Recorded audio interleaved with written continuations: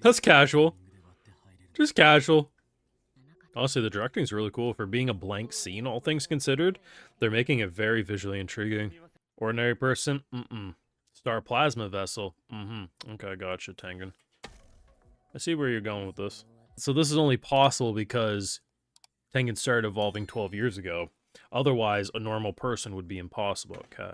They have a lot of fucking moments in these episodes that you have to pause and read everything. And they actually aired the first 2 episodes in theaters with like the fucking rules of the Culling Game with an inability to read all that in 2 seconds. Like, savage. I mean, it's better than it only being a single way, right? In theory, having 2 ways to do it, either inverted spear or black rope, leaves more possibilities to open up that door. Oh.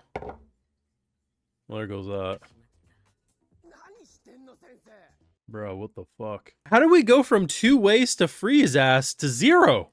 You know, I knew there was going to be some insufferable people surrounding this episode, as I've been around the block enough to know that any dialogue-heavy episode in a series that has a lot of fans just oonga boonga watch and only like the flashy colors. But I wasn't expecting as soon as I load up Twitter to have my feed flooded with 3 different people, somehow on my homepage, talking about the filler episode of JJK this week. They're gonna hate Peak, but I'm so happy JJK had the balls to make an episode like this, to make sure everyone understood the rules, in honestly a very visually engaging way.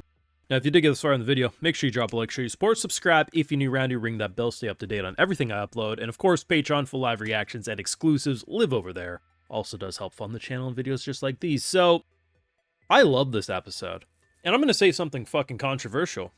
I think this is better than the first 2 episodes. Now, if we're looking at it just as pure entertainment, oonga boonga action, sure, the first 2 episodes way more impressive.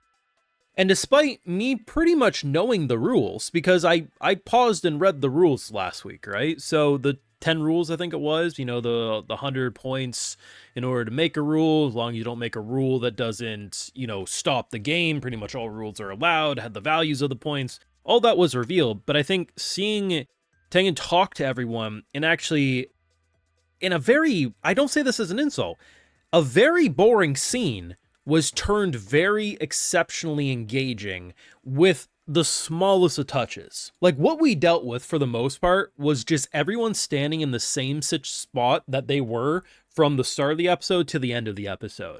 And it was basically making sure you understood the Culling Game, what was happening, what the game plan is, how can we get to Gojo? I mean, there's honestly some funny moments. I mean, Yuji pretty much straight up asks, hey bro, why do you look like that? Which I feel like is a little racist and you can't say that out loud, but bless his innocent heart, he didn't know any better. Or how they casually drop the fact that, hey, there's 2 ways we could probably free Gojo. Unfortunately, bro got rid of one way and the other way was used, so we're kind of shit out of luck. But don't worry, there's a 3rd option. We just gotta go recruit a sorcerer who can negate shit. There was some funny moments, but for the most part, this was just exposition dump. It was just laying into rules. So why does this feel so engaging to me if it's partially just rules I read in the, you know, freeze shots last week? It's honestly just seeing how they all responded. I felt like JJK has proven itself to having very engaging characters. So I can listen to pretty much anyone talk in this show and probably be engaged, but they did the visual flair just enough to keep it engaging. They had a lot of reds towards the end of it, but for like the first half of this episode, they were just pretty much standing in a white room with some glitchy effects. And to be honest, I just have to quickly highlight this. Props to like the typesetting here. If you watch this on like Netflix and stuff, you're not going to get this good of typesetting because Netflix's UI doesn't allow them to do subtitles in different ways. Like, it's very much either the top or the bottom of the screen.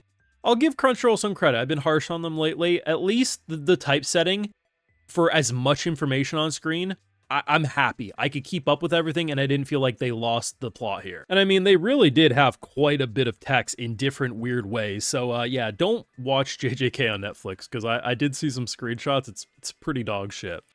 But my point is, we're really just watching characters stand around and talk. But what they're talking about is engaging. We have our main objective, free Gojo. We have to understand the Culling Games, which, like I said, I think for a lot of viewers, they probably will understand it just because of the last episodes, because there was literally a page of rules on screen.